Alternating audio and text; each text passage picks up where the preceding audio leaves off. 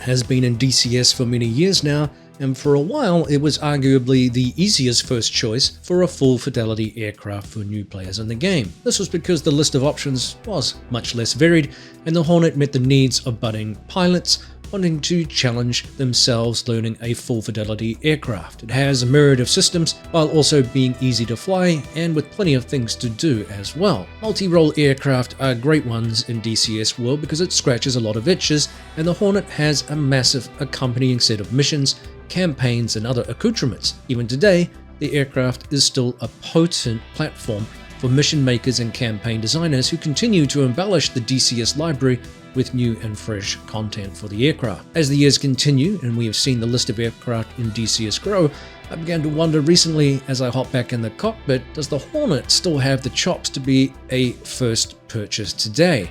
Are there better recommendations to fulfill the qualities mentioned previously? I'm not convinced of that just yet.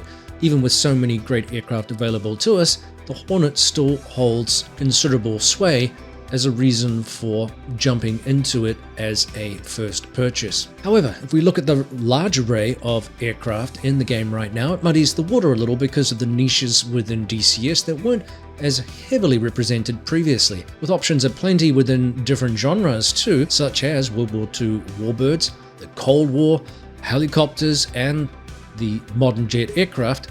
Dipping your toes into full fidelity is not really a simple choice. Effectively, there's almost something for everyone within reason, given that there are limitations to access to Red 4 aircraft, one exception being the amazing MiG-29A released last year. Additionally though, we've also seen a growth in logistics roles such as those offered by aircraft like the CH-47F and more recently the C-130J, which has broad appeal for those who don't want to fight, but rather support the fight. The future does look especially bright for those longing for modern Blue 4 aircraft with the Eurofighter F-35 and most recently announced the Rafale, all of which are looming on the near horizon. These aircraft will pile a layer of sophistication over and above what's currently on option with aircraft like the F-18 and the F-16. But what about the now? The Hornet still brings plenty of chops to the game as mentioned due to its real-world characteristics which are faithfully recreated in DCS world. One of those is the incredible flight model with the fly-by-wire system, meaning it will do things it shouldn't in terms of nose authority, but it will also almost never surprise you or catch you out. It is pitifully easy to fly.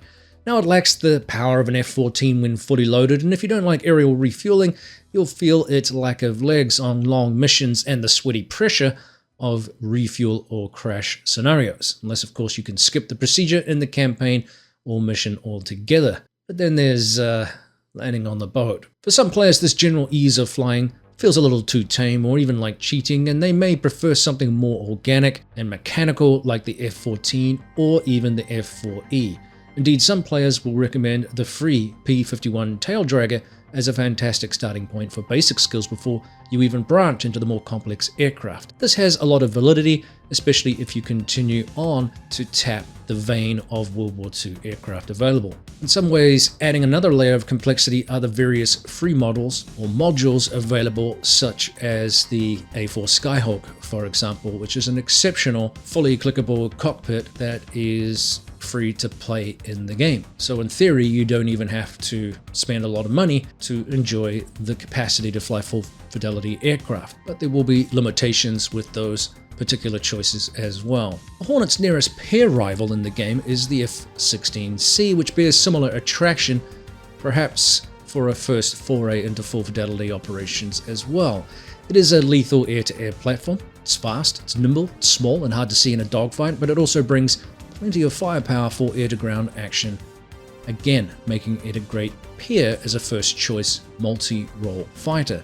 It is much less forgiving in the low-speed arena, and it doesn't have the beefy landing gear of the Hornet, so a little more finesse is required on touchdown, but it's also comparatively easy to fly. It's difficult to separate the two for role-playing options. The Hornet may be having the edge simply because of its role as a naval aircraft, which brings in the added enjoyment or challenge of naval ops and case 1, 2, and 3 landings. As it's been around longer, the Hornet that is, there is a vast catalogue of playable campaigns and missions, which adds to its first choice pulling power.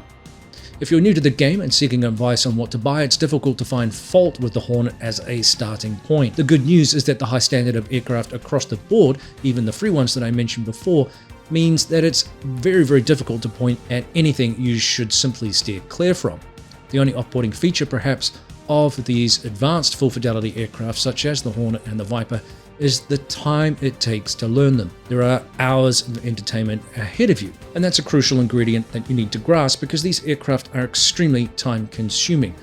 The full price tag of nearly $80 is a clue to the degree of work that's gone on into creating these kinds of premium modules. Of course, I'd always wait for the sale too, in terms of a little bit of a discount. Don't ever pay full price for DCS modules. There's really no need to. Now, DCS is renowned for that steep learning curve, and the Hornet has its fair share compared to older aircraft in the game, hence the old adage, study sim. These aren't insurmountable, but maybe off-putting again to those with limited time on their hands.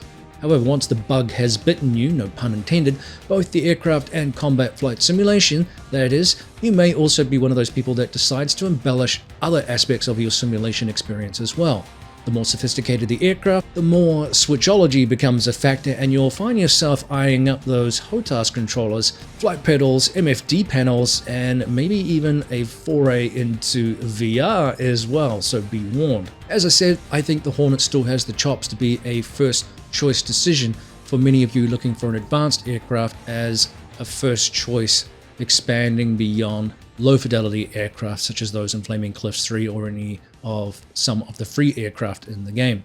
Let me know if you have had buyer's regret in the comments section below with regards to a module outside of the Razbam issue, of course. I want to keep that separate. And if you recommend the Hornet as a first time purchase for full fidelity options for DCS World.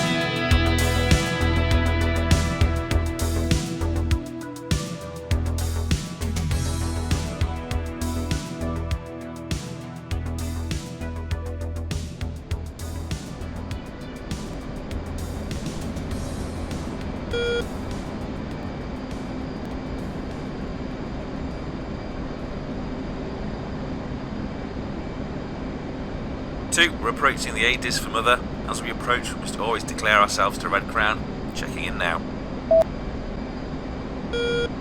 Red Crown, Devil 4, flight of 2 approaching Mother. Devil 4, cleared to proceed to CCA. Set Angels 20. Angels 20, Devil 4-1.